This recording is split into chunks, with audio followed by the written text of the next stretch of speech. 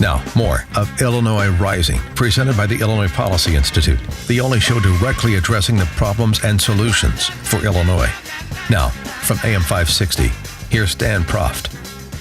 Dan Proft back with Eric Cohen, marketing manager for the Illinois Policy Institute, on this edition of Illinois Rising. And Eric, this past week, prior to the seating of the incoming General Assembly, you had a budget deal of sorts come out kind of piecemeal over the course of a couple of days. This is something that apparently, as reported, was largely negotiated between Senate Republican leader Christine Radogno and Democrat Senate President John Cullerton, trying to figure out a way to bridge the impasse that mainly exists between Governor Rauner and House Speaker Mike Madigan, who is just a few moments away from being the longest-serving state House Speaker in U.S. history. So congratulations.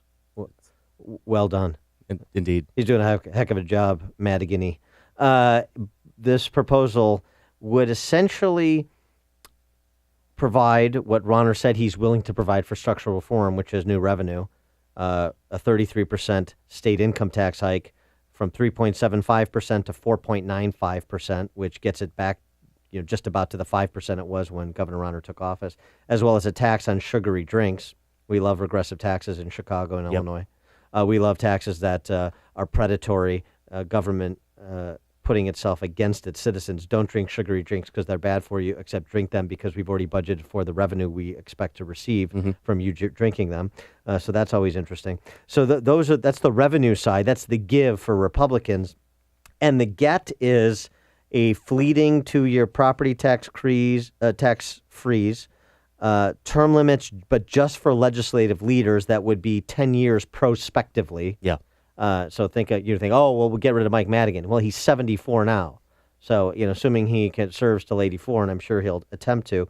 But prospective 10-year term limits just for legislative leaders, and then some kind of window dressing, workers' comp reforms and procurement changes.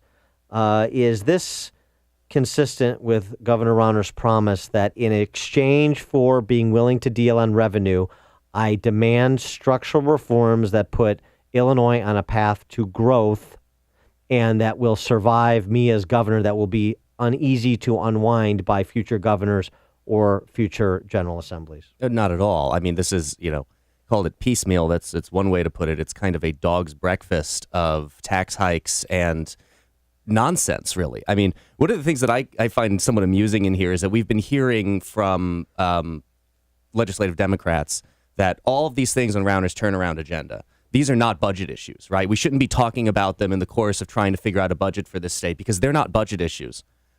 Minimum wage increase. Apparently that's a budget issue, I guess. CPS pension pickup. Apparently a budget issue. Gambling expansion. Budget issue, I guess. Yeah. Yeah. Interesting how that changes when it's kind of their grab bag of favorite items here. Well, and it seems to me, on the politics of this, that there may be a weakening of the Rauner position, where he has been steadfast for the first 2 years of his term, even though there were pickups in the House and the Senate in November that get Republicans out of the super minority in the House. They're still in the minority, and they're still in the super minority in the Senate. They still have limited ability to move structural reform if Madigan and Cullerton are intent on blocking it, which they certainly seem to be. And perhaps Governor Rauner is falling into the trap of let's just get something done so we can say we got something done, that we got a budget deal, and then it'll be a PR war to say how good is this budget deal? Was it the right deal to strike? And we'll win that PR war. I don't think he's going to win that PR war if he did anything like the outlines of this budget deal. And the reason is because he'll be in the difficult position that Obama was in this last election cycle, which is trying to convince Americans that the lives they're leading are not the lives they're leading, that things are much better for them than they think things are for them. And that's a very difficult proposition in terms of persuasion. In the same way that perhaps the Democrats retort to Donald Trump of, we don't need to make America great again. America's already great. going around and telling Illinoisans, the ones who are still left here that haven't fled the state yet, that Illinois is already great.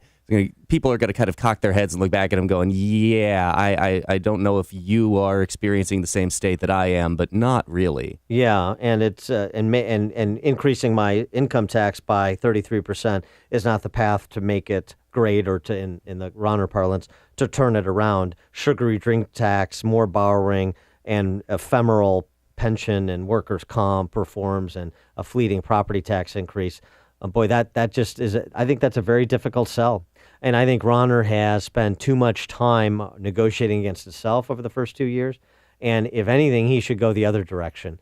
He should, number one, have faith that if he stoked the revolt that occurred in all of our neighbor states, that delivered states like Pennsylvania for Michigan, and Michigan for Trump, which are not too dissimilar from Illinois in so many ways.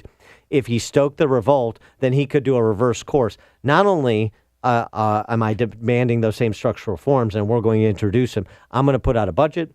It's not going to include a tax increase. Revenue increases are now off the table. Tax increases are now off the table. I'm going the other direction because you people are not serious about growing the state of Illinois again. You're just serious about maintaining political power by extracting as much as you can from what's left of the productive set in this state.